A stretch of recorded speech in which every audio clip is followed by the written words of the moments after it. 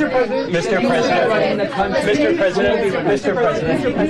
said that the U.S. is going to run Venezuela, so who's in power right now? Well, we're going to be running it with a group, and we're going to make sure it's run properly. We're going to rebuild the oil infrastructure, which will cost billions of dollars. It'll be paid for by the oil companies directly. They will be reimbursed for what they're doing, but it's going to be paid. And we're going to get the oil flowing the way it should be. As you know, it was just a minor flow. It was actually a minor flow for what they have. But we're going to run it properly, and we're going to make sure the people of Venezuela are taken care of. We're going to make sure the people that were forced out of Venezuela by this thug are also taken care of. Welcome to the video, everyone. This is Justin Paul. Just want to do a reaction to the press conference that was after, with the question and answering session that happened after the press conference after Maduro was arrested. So, you know, as he was just first addressing the main thing, or the reason why this has happened is because the United States wanted to take over the oil industry in Venezuela. Wanted to make sure that, you know, we had our hands on the faucet, so to speak. And I truly believe that was like the true thing, because I understand the whole drug thing. We've been blowing up boats since September and stuff like that. But once they seized the oil tanker, I that's when it started to click in my head.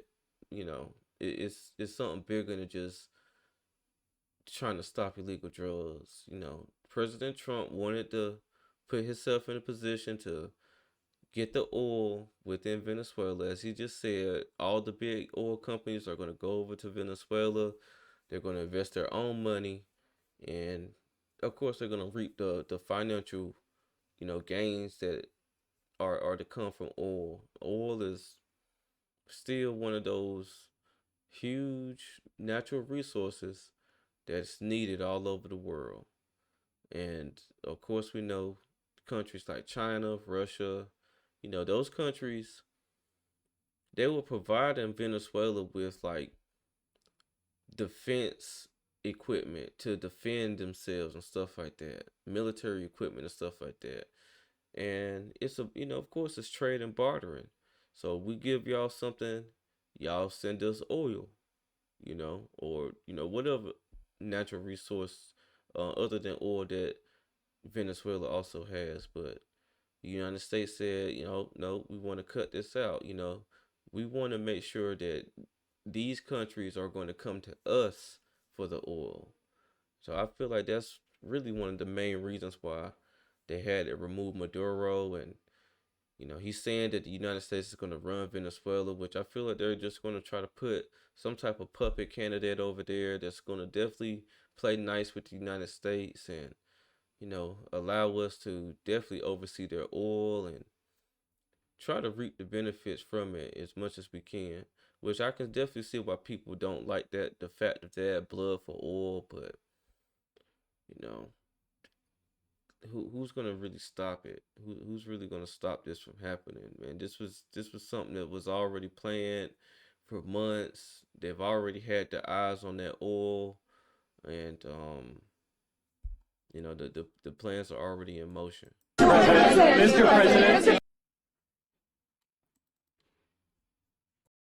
Mr. President, does the U.S. running the country mean that U.S. troops will be on the ground? How will that work? Well, you know, they always say boots on the ground. Oh, so we're not afraid of boots on the ground if we have to have. We had boots on the ground last night at a very high level, actually. We're not afraid of it. We don't mind saying it. But we're going to make sure that that country is run properly. We're not doing this in vain. This is a very dangerous attack. This is an attack that could have gone very, very badly. Could have gone very badly. We could have lost a lot of people last night. We could have lost a lot of dignity. We could have lost a lot of equipment. The equipment is less important, but we could have lost a lot. And we're going to make sure that this is proper. We're there now. We're ready to go again if we have to. We're going to run the country right. It's going to be run very judiciously, very fairly. It's going to make a lot of money. We're going to give money to the people. We're going to reimburse people that were taken advantage of. We're going to take care of everybody. It's very important. We couldn't let them get away with it. You know, they stole our oil. We built that whole industry there. And they just took it over like we were nothing. And we had a president that decided not to do anything about it. So we did something about it. We're late, but we did something about it. Yeah, please. Mr. President, can you explain the exact mechanism by which you're going to run the country? Are you going to designate a U.S. official to coordinate? Yes, it's all being done right now. We're designating people. We're talking to people. We're designating various people, and we're going to let you know who those people are. Mr. President, what's the group you mentioned that would run Venezuela? Well, it's largely going to be, for a period of time, the people that are standing right behind me. We're going to be running it. We're going to be bringing it back. It's a dead, I talk about a dead country. A year and a half ago, we were a dead country. Now we're the hottest country anywhere in the world. We're a country doing better than any country anywhere in the world. And it required leadership. Venezuela has a lot of bad people in there, a lot of bad people that shouldn't be leading. We're not going to take a chance that one of those people take over for Maduro. So you can look at, and others, we have fantastic people, including people in the military.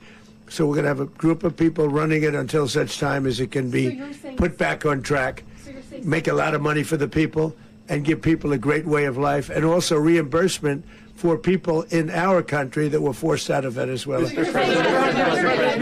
Rubio would be. You said earlier today that you weren't going to back Machado to come back and be the opposition leader in your Fox and Friends interview. And then you also mentioned the vice president of Venezuela. Are you going to work with the vice president of Venezuela, or how do you foresee the relationship going? I understand she was just sworn in, but she was, as you know, picked by Maduro. So Marco's working on that directly. He just had a conversation with her, and she's essentially willing to do what we think is necessary to make Venezuela great again. Very simple. Mr. President, And if she's smart, man, she would play nice and try to keep herself in that position as long as possible.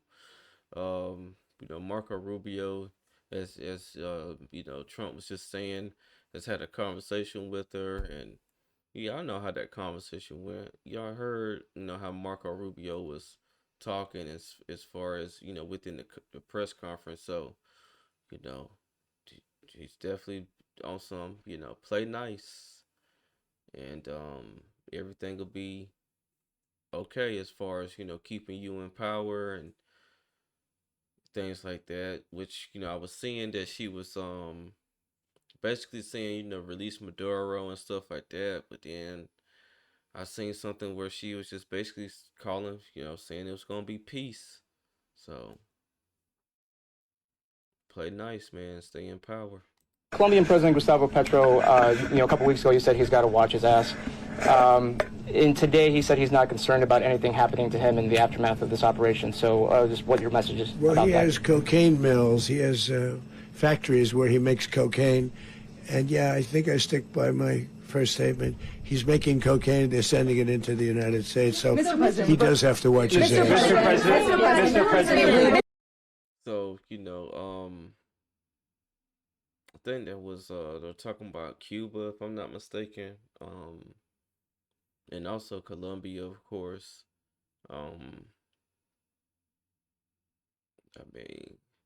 These people, man, you better really understand who's currently, in the White House right now. This is not anybody who's just gonna overlook certain stuff, and he's paying attention to everything. He's been paying attention to it since his first presidency.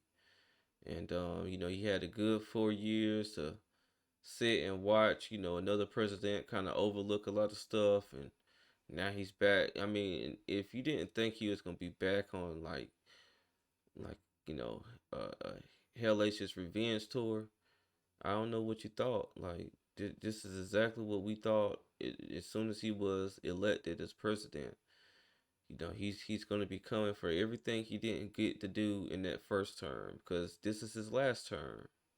So, will I be shocked if, the same thing happens in other countries that are, producing cocaine and stuff like that? I wouldn't be shocked at all. I was definitely shocked that this happened with Venezuela in the matter that it did and how quickly it did, and just in the dead of night. But that's how you got to know that we're gonna come. We're not gonna come when you expect us to come. We're gonna come when you least expect us to come. And then just to know that, man, for months we've had people that kind of got themselves in close with Maduro and was around Maduro and was able to, you know, infiltrate that whole thing, give us a whole layout of where he was staying and how it was built and stuff like that. Give us all that intel, man. Let you know, man, we definitely have a lot of tricks up our sleeve.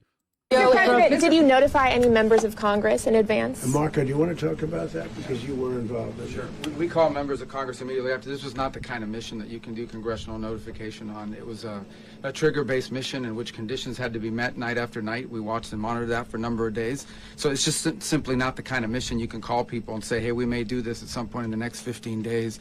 But it's largely a law enforcement function. Remember, at the end of the day, at its core, this was an arrest of 2 indicted fugitives of American justice. And the Department of War supported the Department of Justice in that job. Now, there are broader policy implications here, but it's just not the kind of mission that you can pre-notify because it endangers the mission. Yeah, so, you know, a lot of people was crying about that they didn't notify Congress of this move, and if they would have notified Congress, that would have put all of our service members in danger, because we know that information leaks and leaks like a faucet, especially once, you know, a lot of people get to be in the know. So me personally, I'm happy no one was hurt. And I feel like the main reason why no one was hurt because no one had the opportunity to leak that information to the wrong ears, to the wrong people. And that's just that, you know.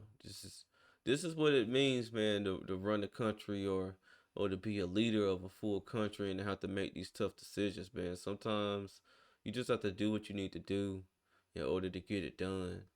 And that's just that. And as they're saying, you know, they're trying to word it to the point that it was largely a law enforcement operation and stuff like that. You know, just law enforcement alone wasn't going to be able to go over there and get Maduro. They had to have the military and all the technology and tactics that the military has in order to get this done. And that's just plain and simple how it is. But I'm gonna close out this video here.